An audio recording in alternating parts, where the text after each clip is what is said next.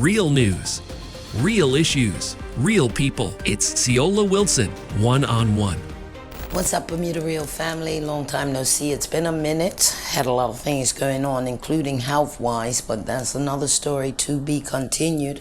We'd like to thank our last guest, Llewellyn Combs, who told us about a new recovery program available for Bermudians willing to relocate to the UK. We'll be following up on that in due course. The other thing that remains outstanding is the Messina House issue.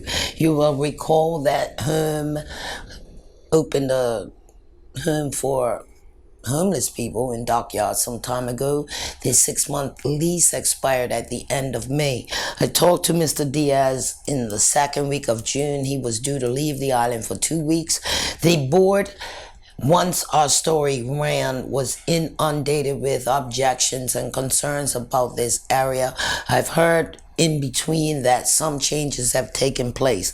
In any case, to give everything full consideration, the board has deferred a final decision which may in fact take place before the end of June. In any case, Mr. Diaz is away until July, and we've agreed to put it on hold until then. So to all those residents, we're still working on it. Nothing much yet. This week is also the week that thousands of school children get out of school for the summer. Now, there's a lot of people who think with all the time they've missed out of the classroom during COVID lockdowns, maybe they should be in school for the summer, but I'm certain our teachers don't want to hear that. That's probably another story. In any case, summertime is a time where parents of younger children have to get something for their toddlers and people to be involved in. Not so much toddlers because they're in nursery, preschool, and so forth, a different story. But for primary school youngsters, older youngsters, middle school youngsters, particularly teenagers who may be old enough to be responsible for themselves with plenty of daytime activities left to their own devices. As parents, this is a time to think about what are your children doing? Who are they doing it with? When they go on their fancy devices, who are they going with? Do you even know? So that's the subject of part 2. You will know we did an initial Scars interview, and in October, when they celebrate the next anniversary, we'll be looking to hear from real life survivors. We'll have some more on that in just a minute. Real news, real issues, real people. It's Ceola Wilson, one-on-one. So here we are, back again on set with Miss Debbie of Scars. She's the founding member of Scars, and you will recall we had a very deep conversation during our first interview some time ago. We've agreed to do it again, timely for the school vacation holiday that starts this week. You may have your child enrolled in a program for the summer. You might be leaving them to their own devices. A lot to think about. I made it a point the last time because I stated up front I had Scars on my radar for a long time, but once we did the interview, I felt like I needed to go and get certified, which we did on the 21st, which was Tuesday. No, had a few nightmares. So with regards to nightmares, it was reminiscent of being back in that classroom setting and being in school. School's been out for me for a long time. The other thing is, as an old school journalist, one-on-one is my thing. I've never really participated, maybe as self-protest, in any of these Zoom conferences. So this was my first Zoom. And it was interesting, being in a room with people and you can chat. I was very interested to see that most of the participants were there as a job requirement. At the end, you guys say if you're in this or that, you can get credits. Yes. Tell me that again, if you're a nurse or teacher or something. Yeah, so if you are in the education field as a teacher, and you are a member of the Bermuda Education Council, you will receive 3 professional development hours for the Darkness to Light Stewards of Children training. If you work in the medical field, you get 3 CEU units, I think it's called, for professional development hours. And the Bermuda Bar Association have extended professional development hours for this training as well to CLE hours for professional development if you're in that profession. So for those people, it's not just 3 hours. I got to get through so I can get this paper. It's really something you could use while you're building. Yeah, absolutely, in your Something field.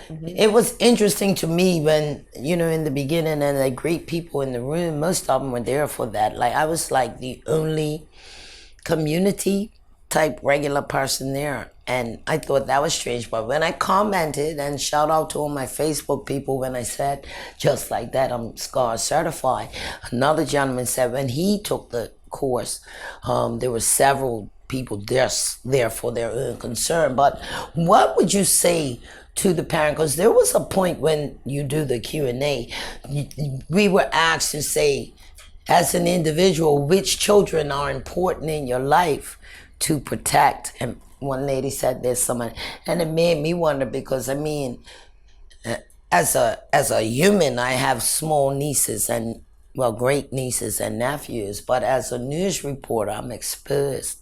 So I really didn't know what to say. I'm concerned about my immediate, but I'm concerned about the community generally because of the damage I see. But what would you say to a parent? Oh, well, my little Johnny's only 2, and what do I have to worry about? Yeah. What would you say to that parent to get themselves certified? Well, I would say that little 2-year-old is going to become a 4-year-old. And this information that you're going to hear during these 3 hours is really going to equip you to start having that conversation when that little one turns 4. I would also say that, we all know children. I mean, you might have a friend who has children. You might work with children. You might have, nieces and nephews. And we want to protect all children. What if you're that one adult who a child discloses that they're being abused? Would you know how to respond to that little child? It could be your godchild, could be a niece or nephew, could be your child's friend. And they feel safe around you to tell you what's happening. It's not only about protecting your own child, it's about recognizing things in other children and knowing how to respond to it. Then it's this thing, and I mentioned this in our first interview, our own wording when it comes to body parts, safe parts, not so good touching, and bad touching, the word interference. There was a clip when a teacher said the child came to school and said, my daddy ate my cookies last night. But because of the language, they didn't know what she was. I mean, it's so important. It is so important, Ceola, and it was a thing that, it was something I didn't do well enough either. We had pet names for private body parts in our family, going back, I'm sure, generations. When you provide children with the right language, they are able to, to be able to express exactly what's going on. I mean, you start thinking about your cookie, who's going to say, well, they're being abused? No one's going to know that what that meant was some oral sex act. You guys spend a lot of time, though, on talking about body safety and break it down for parents in age groups. Like, I mean, it sounds pretty bookish, but like, really, how do you break down this stuff to a 4-year-old? And then you talked about your favorite books. I think Helen was one about 2 boys. Yes. And sexual abuse, and yours was about safe body parts. But I mean, parents don't really talk about that stuff with their children generally, or think they should have to. Yeah, well, it can be uncomfortable. How much is too much information? The most important thing to remember is it must be age appropriate and it must be child friendly. A 4-year-old is not going to understand about sex. They're just not. We have preschool teachers I get out in the community who have told me they've had 4-year-olds come to school and say some sexually explicit things to their schoolmates. Sometimes boys to girls, sometimes that's learned behavior. So we know it's happening. Yeah, we do. But do they really know what they're talking about? They're using words. Do they really know what those words mean at 4 years old? But one thing a child can understand at 4 is that they are so special, and that some of their body parts are indeed private and special. Where the bathing suit is, nobody should touch them where their bathing suit covers, whatever their bathing suit covers. That's a very private and special part. Okay. And it belongs only to them. Okay, but we're both girls, and we're both older women now, but you've seen some of these bathing suits for toddlers. I mean, why would you put your 3-year-old in a thong? Now, what's mama thinking? And I'm not blaming. I'm just saying. I've seen Halloween costumes for children, for little girls to be a stripper, and the costume even has the pearl. And I've seen women buying it. Like, who does that? Sending a message to a child that that's okay, and also sending a message to somebody who is sexually aroused by children, that look at my child, look at her body. I mean, this is a sickness for perpetrators, and by letting by putting your child out there, it gives a reason why a perpetrator will use that visual to do whatever they need to do to make themselves sexually gratified. I mean, we have to be honest about this. Years ago we had photo albums of our children. We wouldn't take that photo album of our naked child and pass it around our job. But yet social media, it's okay to put naked images and their private body parts of your child. Well, that's a risk because perpetrators are looking for images like that online. That's what they want.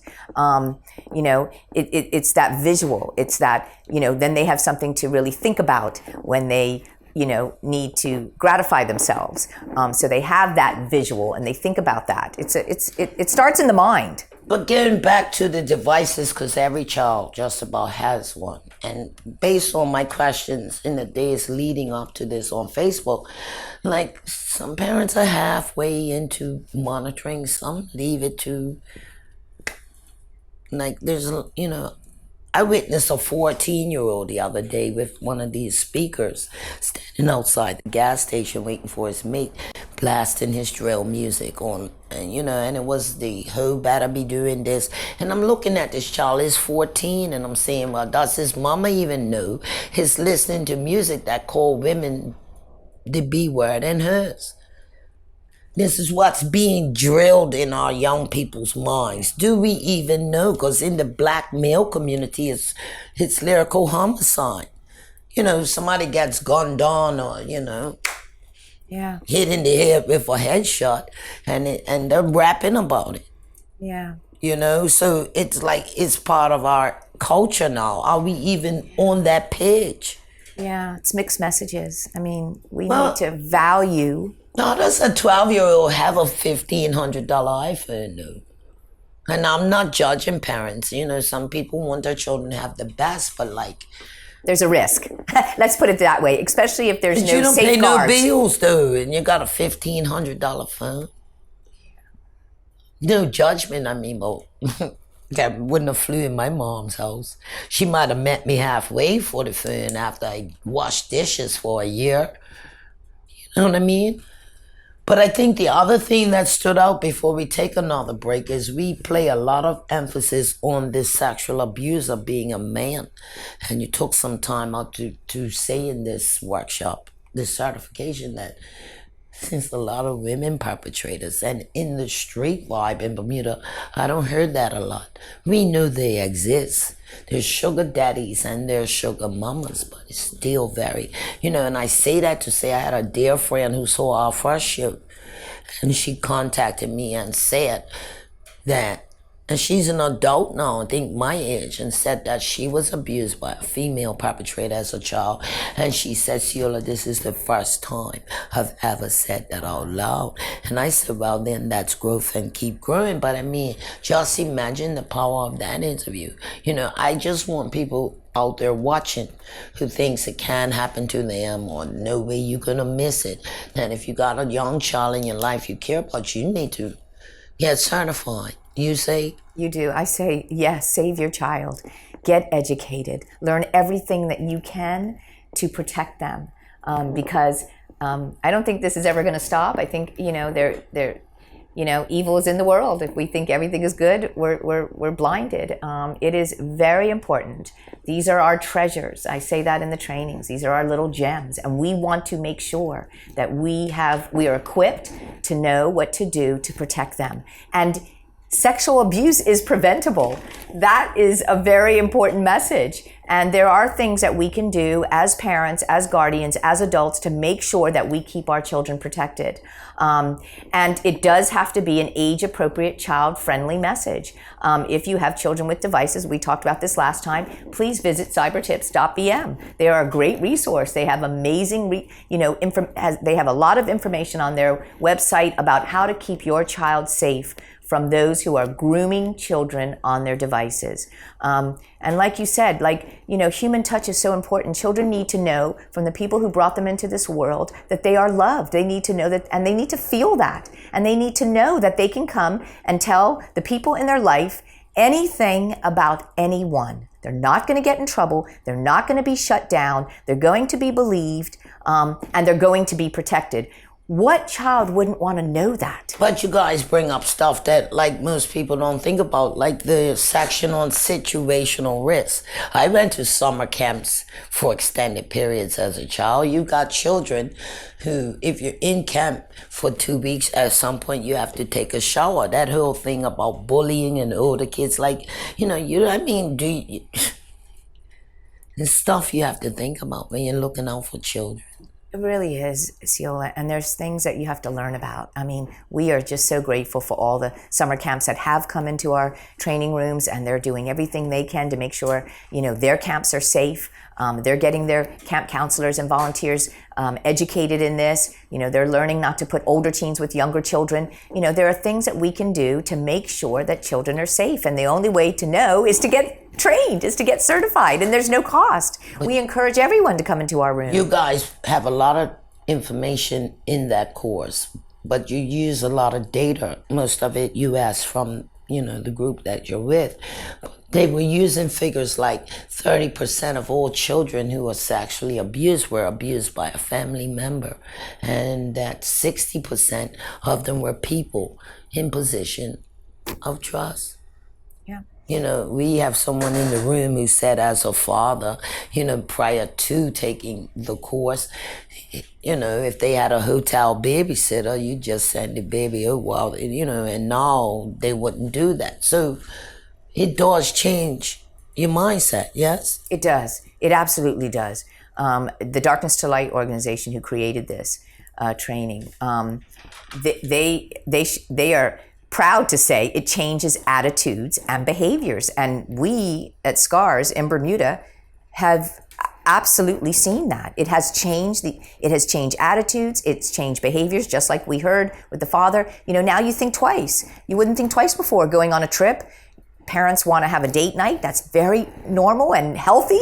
But just thinking twice, I don't know who this person is. I don't know. And this is where we want our parents to start asking those questions of these hotels and of these organizations. Are the people who are taking care of the children, are they educated in sexual abuse prevention? How do we, I would say to a parent, stop by unexpectedly. Come home a little bit earlier than you expected.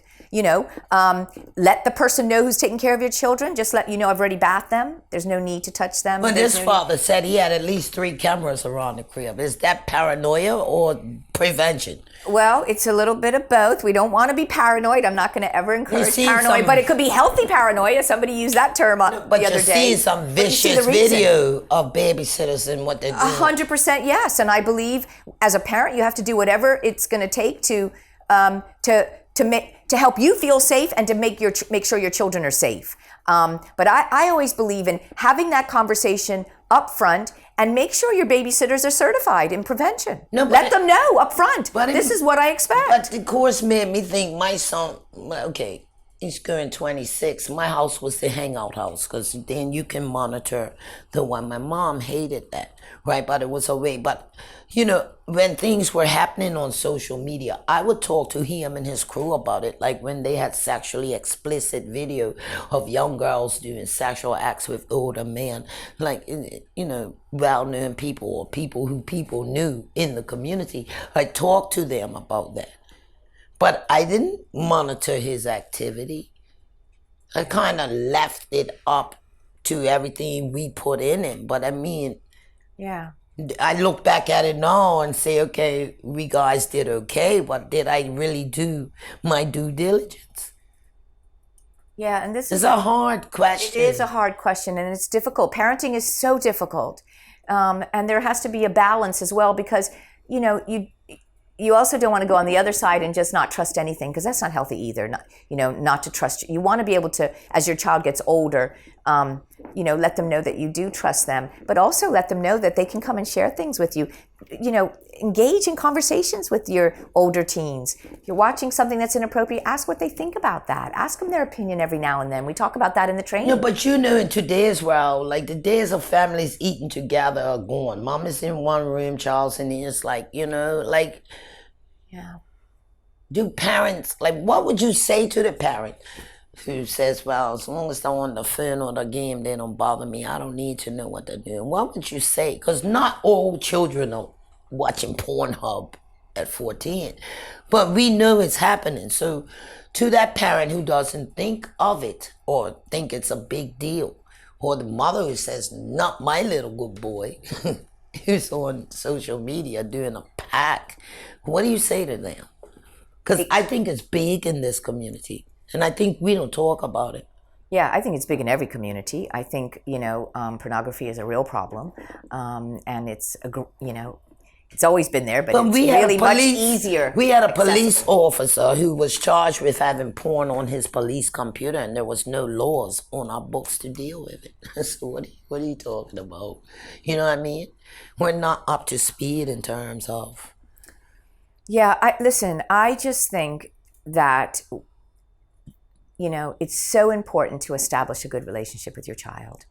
Years ago we couldn't talk about sex. We couldn't even call a penis a penis. I mean, it was just so uncomfortable. There was so much shame around this topic, and I think the most important thing. And I wish I knew, then what I know now, because there were things I wasn't comfortable with this topic either, Ceola. I mean, we have to get past that. We have to engage in conversations with our children. You'll see the real difference. And Helen, who I work with, my wonderful colleague, she'll tell you the difference in talking to a child who when she didn't have this information and having that conversation, establishing those conversations, compared to the child who after being on the journey with scars then started that conversation, and see the difference where they're comfortable talking about this topic. But if you never had this conversation when they were young, it's going to be really hard at 18 to start talking to your child about that. But what you could say is, or even 14, say, hey, listen,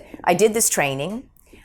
I was never comfortable about this topic before, but I think you and I need to sit down and have a conversation, because we never did before, and I really want to get past this, this topic that has been very uncomfortable in the past, and I want to really have a conversation with you. But there were two women in those films who talked about the anger and acting out after they had been abused. And, they talked about being misdiagnosed for ADHD.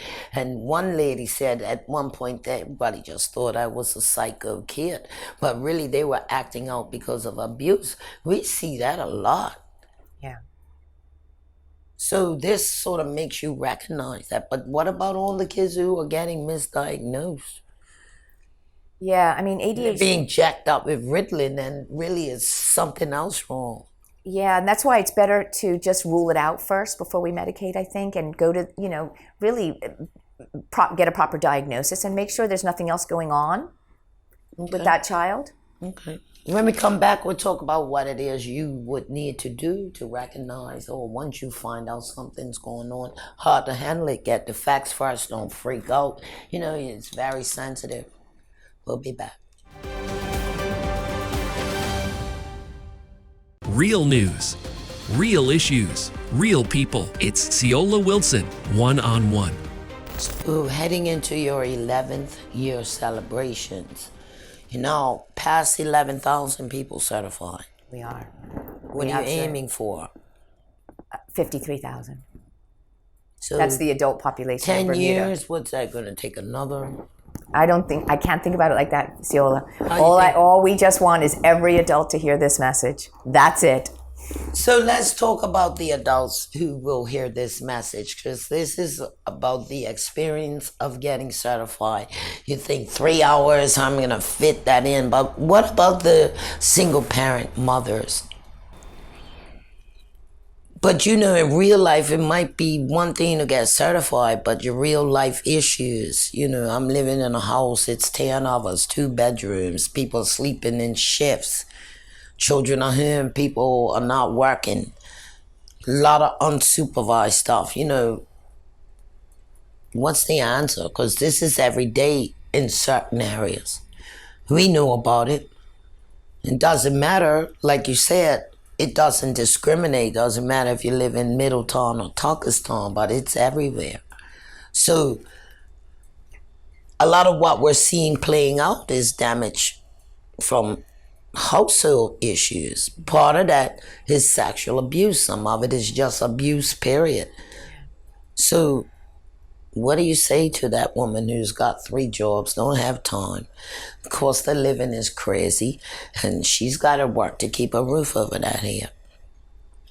I would say fight for your children's safety. Do whatever you can.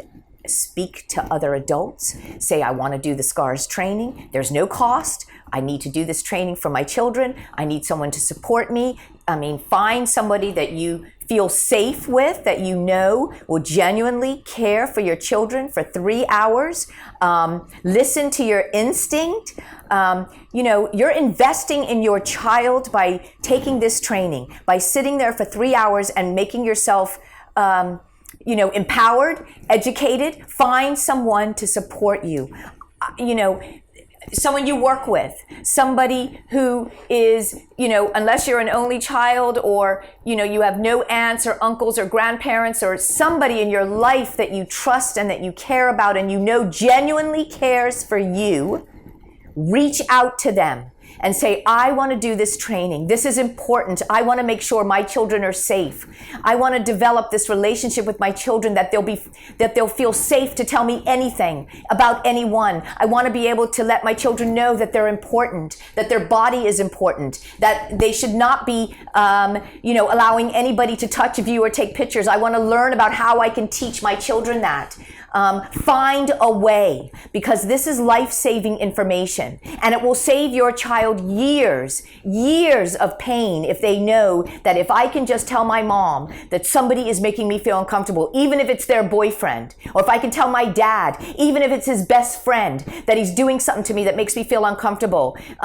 You know, that is empowering your child to know, I care about you, I care about your safety, and I want to make sure that you are safe. This information is vital information for children. Would your advice be to a 20-year-old girl who's got issues with her father? Her biggest problem is that he's all in the church, but is still best friends with his best friend who raped her when she was 8. Tell someone. Tell someone. Let someone know. But Call she told someone. him, and it would appear he doesn't care. Well, grown-ups don't always do the right thing. People don't always make choices, and there's many reasons for that. Find someone that will. Find someone that will listen and help you do something to stop the behavior and to support you. So you guys spent a lot of time talking to the group about empowerment skills and the 5 steps in identifying how to protect. One of the biggest things that came out is if your child comes to him and says, Uncle Johnny did whatever, it's not to freak out. No. How do you not freak out, though? Well, so let me answer that first. You come to a SCARS training, you practice. Right. What's the empowerment skills and the 5 steps to identifying? Yeah, so the empowerment skills that the Darkness to Light Stewards of Children training teaches is making choices, taking risks, and supporting each other. Making choices is making a choice whether we're going to talk to our children early and often about body safety. That's a choice. We may leave that up to the school or somebody else to do, but you know, it's not a one-time conversation.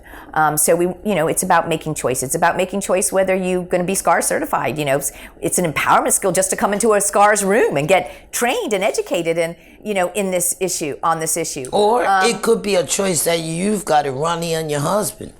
Exactly right. It's a choice whether you're going to do the right thing and report child sexual abuse. It's a crime.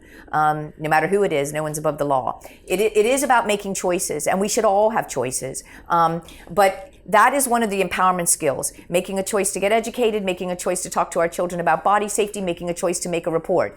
Taking a risk means taking a risk to call out somebody who's crossing the boundary of your child. Taking a risk can be even mandating a prevention education in your organization if you're taking care of kids in your organization. Taking a risk can even mean making a report of sexual abuse. You don't know what the outcome of that's going to mean. So it is about taking a risk. It's a risk to even talk to children about sex and sexuality at an appropriate age. It's an uncomfortable conversation. And then once you take those risks, you got to seek out support. You do. Exactly right. And that's the third empowerment skill. We all need support. Mothers who work 2 jobs and are trying to juggle, their children's safety, putting food on the table, they need support. They need support from family members. They need support from friends. We all need support when it comes to this issue. They need support when they make a report. Whether, someone makes a report, they need support from the organization they work with when they make a report. That's not an easy thing, but it's an important thing to do. And they must call Child and Family Services. They are the reporting agency. But people need support when they go to do that. It's not easy. It's a big step. Support is a critical empowerment skill. So I have a 2-year-old, and I have 3 cameras. Is that paranoid or looking out for my child? And I'm not judging, I'm just saying, because some parents are really paranoid. Yeah, and some parents are germaphobe, some parents are like, don't touch my baby. Yeah. And some people are like weird. Yeah, well, we just talked about making choices. That's a choice But people is have. 3 nanny cameras paranoid?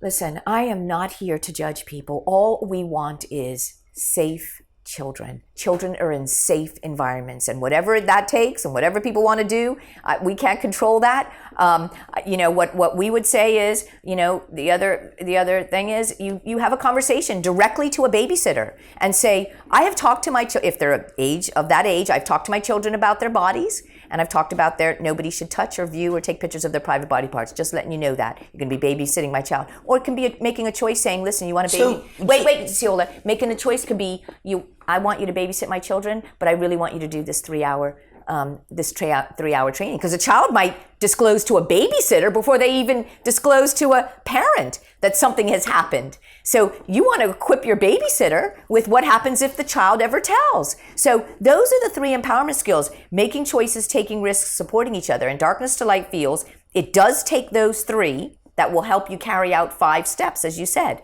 The first one is we've got to find out what sexual abuse is. It isn't only penetration. Could be looking at naked images of children on a device. It can be 25% are women.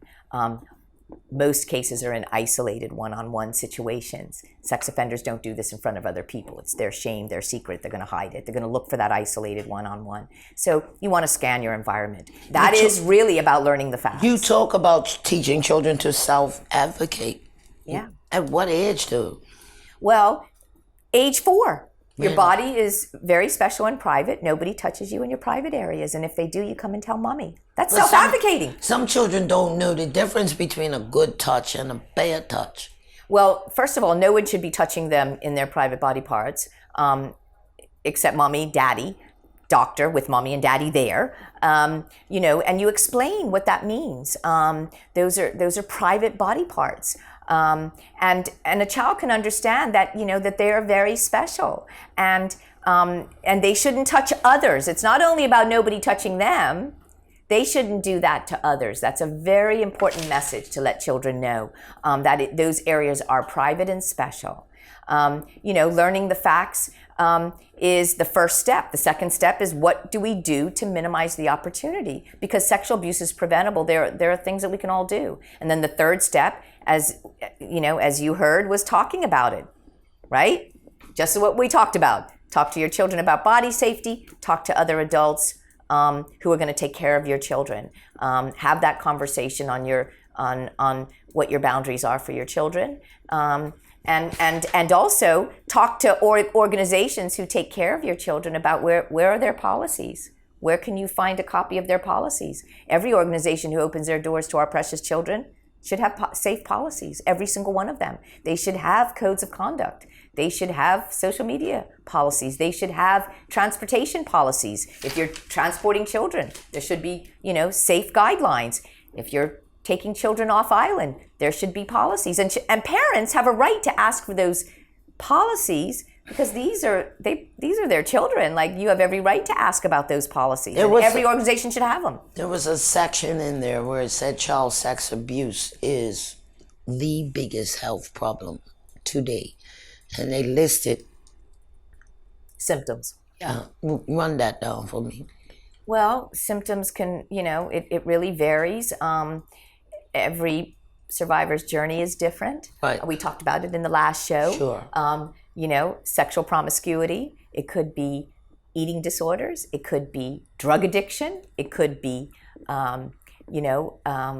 alcoholism. It could be, not being able to focus in school. It could be it could be anger. It could be health issues because of stress and anxiety. Imagine a little child being abused. That pain has to come out somewhere. As a news reporter, though, it perked my ears when one of the participants or somebody asked about, who puts me on the beam in gymnastics. You hear a lot of reports today about sexual abuse in gymnastics. Scantily dressed girls, Coach handling them, but that was raised in your workshop. Yeah, and the reason is because, when did we ever ask permission to touch children? When did we say, is there another, remember in the video, it talks about they were a coach and, they ask, before they show a mechanical move, is it okay? Is it okay? We never asked children if it was okay. We just grabbed them, put them up, And it's not only gymnastics. I don't want to point out gymnastics. Many youth-serving organizations and sporting organizations have seen this. And I think, we just weren't having conversations about this years ago, Ceola. Now we're being educated in this. We know what to look out for. But youth-serving organizations need to send a very clear message. You come work here, we have policies, we have more eyes on our children. These are the policies that you have to abide by. And if anybody starts, not following those guidelines and those policies, that's a red flag. Keep an eye on that. People need to be reminded about the policies. But we're also, think about this, we're encouraging children to speak up. This was a conversation that just didn't happen years ago.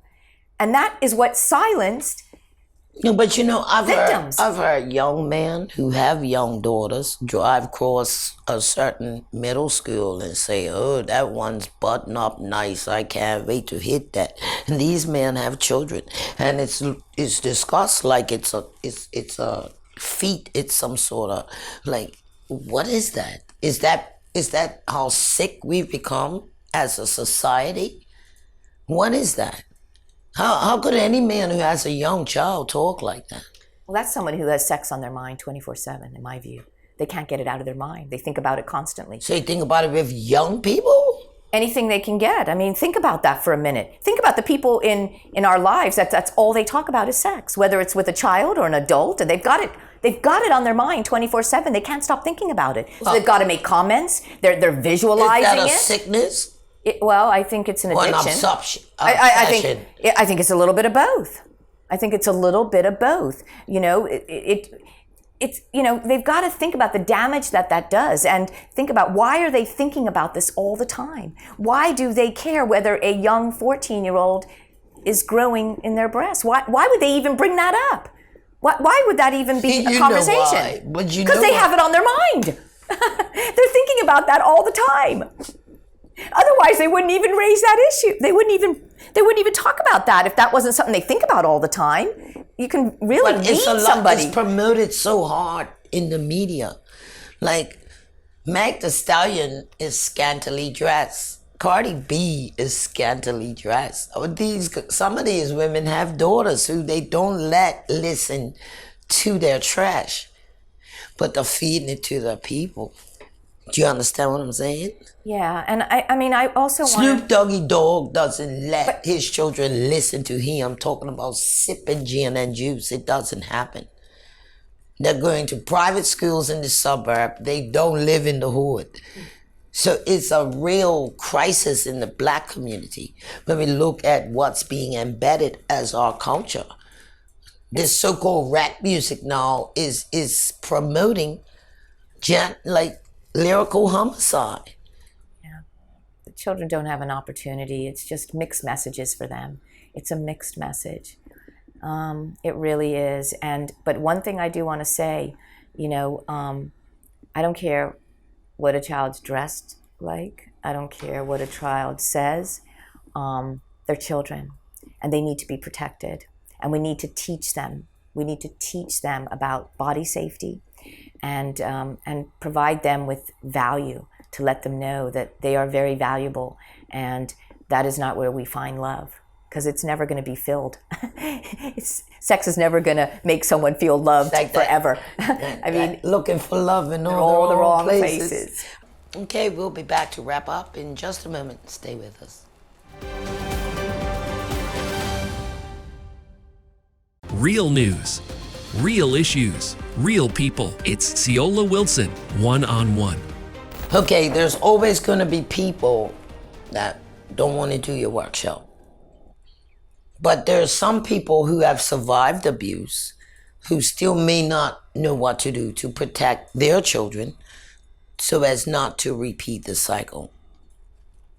What do you say?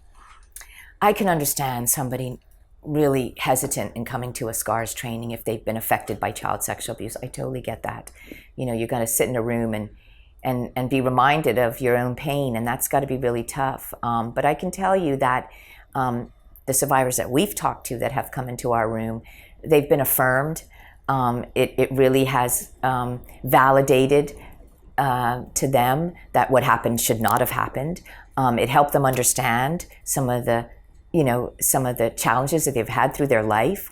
But it also equipped them to then, be able to be empowered to talk to their own children, be empowered to provide their children what they might not have received as a child, which is this education of how to protect themselves, how to speak up, that it's okay if somebody is doing something and I don't like it, but it's my mommy or daddy's friend and I can say something, or that favorite relative, I can still say something. It's gonna help them to equip them actually with the tools to then share that information with their little ones. And it also may encourage them to reach out for some help. And that's the most important thing, because healing is possible from sexual abuse. It really is. But it's just different for everyone. Nobody can force anybody to heal. Nobody should say, oh, just get over it, because you just don't get over it. It takes time. But coming into the room, we'll like I said, affirm them that, no, this should not have happened to me when I was young. And now I understand why I didn't say anything, or now I understand why I was frightened. Now I understand why I was, had these feelings of confusion. That predator's not going to want to get certified. Well, no, of course. What person who's harmed children wants to come in a room and hear about what this does to others? But if my husband abused my children, I'm not going to want to come. No, because that's really hard for a relative, friend, spouse of someone you work with. You don't want to hear this. It's just better for avoidance. If I don't hear it, then it hasn't happened. And you say during the workshop, it thrives in environments of fear and denial. It does. It absolutely does. Sexual abuse thrives in not only fear, denial, and isolation. And you can understand that. I mean, who is going to admit that they have sexual thoughts of children? Not the average bunny. Right? And the thing is, the first thing that I would say is, if you are aroused by a child, get some help. Get some help. Leave the children alone and get some help. But no, I mean, predators do come into the room, though, I can tell you that, because our wonderful youth-serving organizations are mandating this training. And so there are some that come in the room and we don't know who they are. They don't walk into a training room with a sign on their head to tell us that. You think it helps? But I don't know the answer to that, Ceola. I don't know if it helps them. I hope it convicts them to get some help. I hope it convicts them that people are watching and there is a risk, because if they get caught, there is a consequence to that. Hopefully, we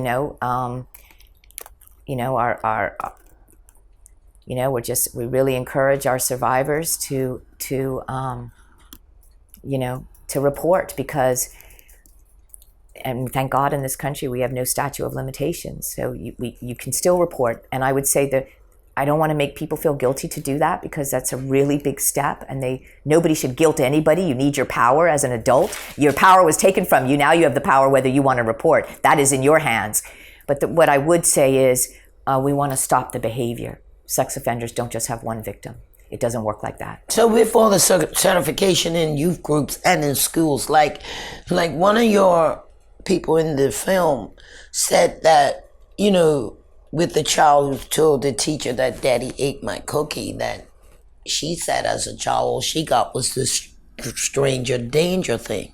Do they talk about this to young children in schools now? Yeah, I do think there are schools that are doing body safety. I know the Coalition for the Protection of Children have a great program over there, and they go into the public schools and they talk to children about body safety. And I know some of the private schools are definitely doing that. I think years ago there used to be like good touch, bad touch, but we need to go beyond touch. Sexual abuse isn't only about touch. It's about viewing children's naked, looking at images of children's naked body, their private body parts. But I do think schools are, what exactly they are, I don't know. SCARS focuses on the adults. But I know that the Coalition has a great program over there that they take to public schools on body safety. But and I mentioned this before, we have this thing embedded in our culture: what goes on in the home stays in the home, and people still live like that, even though there's a pack of ignorance going on in the home. Yeah, well, children will suffer as a result of that, and we will pay for it for years and years to come if we continue to keep the secrets of abuse. There is a spillover, and any child who is abused will become an adult who's wounded. So like I said, we're running this during the summer holiday when people have a lot of time to run rampant. Do you know what your children are doing this summer? Are you monitoring what they're into online? In closing, we're going to get together again in October. We're hoping to have survivors lined up. Hopefully they'll call in and share. Won't know till it actually happens. But take some time to think about it, because your story of healing could be a source of healing for someone else. In closing, you'd like to say? Get SCARS certified. Sign up. Go on our website, scarsbermuda.com. Go to the tab that says Get Trained and sign up for a 3-hour training. Thanks to our community and our corporate donors who allow us to provide this free education to our community and to all of our youth serving organizations. We thank them. There is no cost to you. And we really encourage you, to learn everything you can on how you can protect your little one, that little one who will become an adult. And we want them to be healthy so that our society can be healthy. So 11,000 in 10 years, and you got about 30 more thousand to go. How long you think it's going to take? Ceola, I can't look that far. All I can say is get certified. Let's get everybody in this country educated, because sexual abuse is preventable. And we just want to see you in our room. We want to see more young parents. Please, if you're bringing a child into the world, soon as they hit 4, there are conversations that you can start having with your child to protect them. And we really encourage you to come into a SCARS room and learn what you can to protect your precious little treasure. Well, I am happy I'm certified. I feel like I've did something. You did. Thank you. We'll see you next time, people. Thanks for tuning in.